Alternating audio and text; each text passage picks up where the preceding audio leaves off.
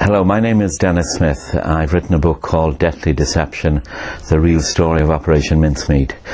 What inspired me to write this book was the apparent disproportion between the modest means involved in a Second World War time deception operation and the stunning strategic consequences of that operation.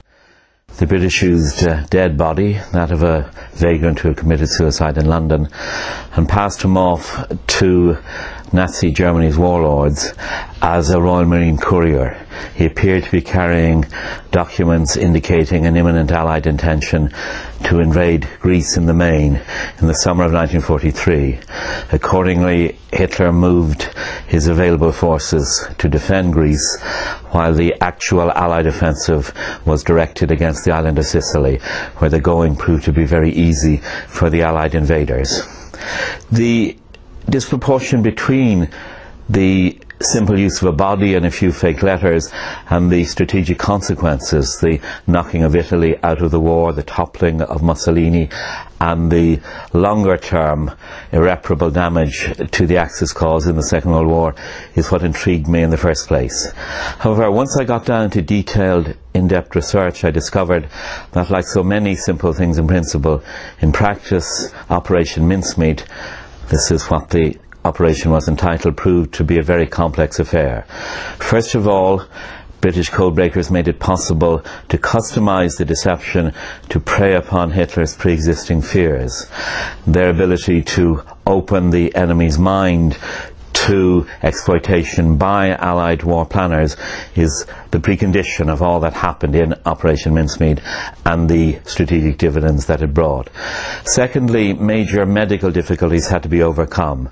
Someone who had died on land by his own hand from rat poison had to be passed off as a victim of drowning to be a credible courier for the misleading documents. And again, it required great technical expertise and more than a little grisly calculation of factors such as rates of bodily putrefaction to achieve the necessary credible impression for the Germans. Again, a bitter bureaucratic battle had to be fought to preserve Operation Mincemeat as a high-level strategic deception, both against the bureaucratic naysayers and rival visions and versions of how deception should be done.